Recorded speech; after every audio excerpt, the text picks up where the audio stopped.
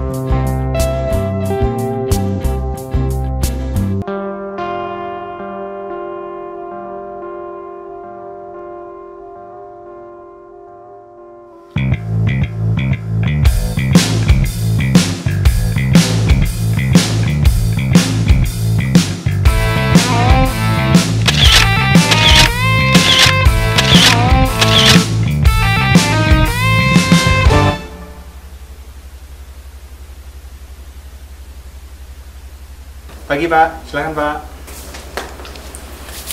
Kalau dengan saya, biasanya nggak ada ya? Siap Pak.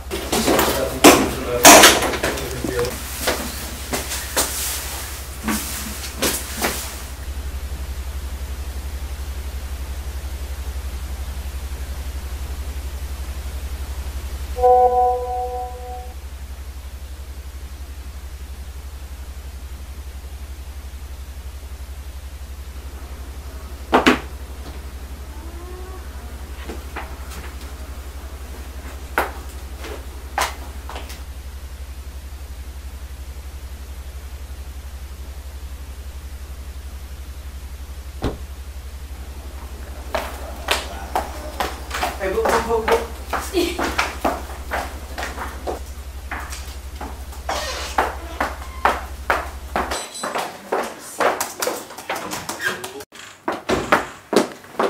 dasar pelakor nggak tahu diri lo ya. Bisa-bisanya orang buat suami orang. Lo tau gak gue udah nikah sama dia 2 tahun?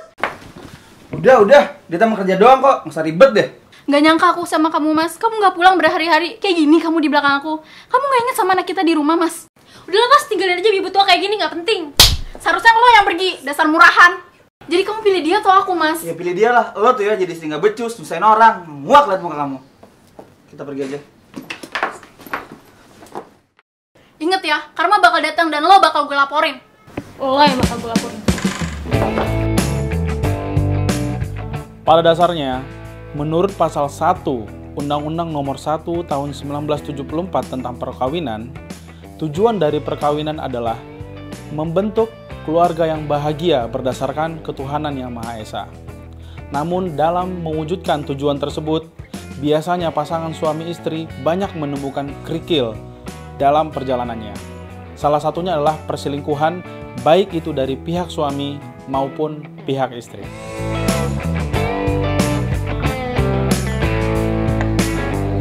Sobat Justitia, saat ini kita sering mendengar istilah pelakor atau perebut laki orang.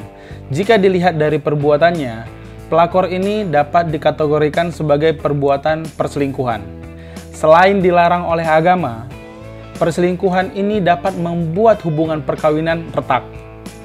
Apabila perselingkuhan sudah masuk dalam kategori zina, ini juga dapat dilaporkan secara pidana. Perbuatan zina yang diatur pada pasal 284 Kitab Undang-Undang Hukum Pidana memiliki arti persetubuhan yang dilakukan oleh laki-laki ataupun perempuan yang sudah kawin dengan laki-laki atau perempuan lainnya yang bukan suami ataupun istrinya.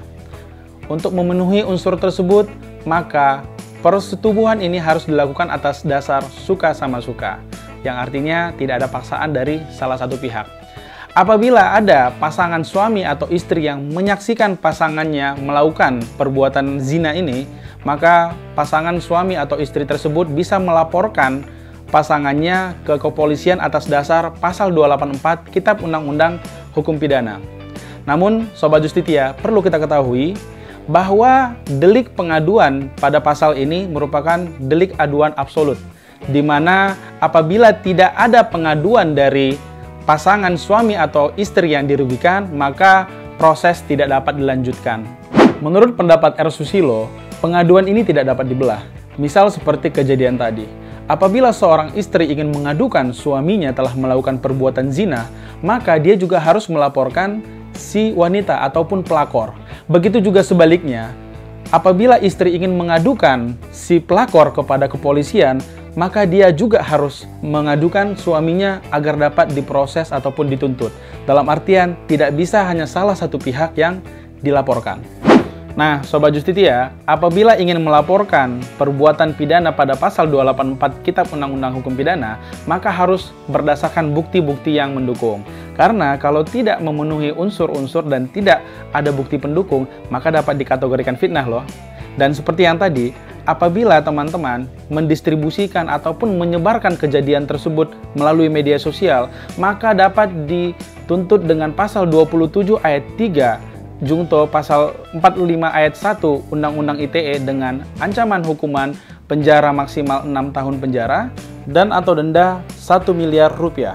Pada dasarnya, upaya hukum pidana merupakan ultimum remedium atau upaya terakhir dalam penyelesaian suatu masalah.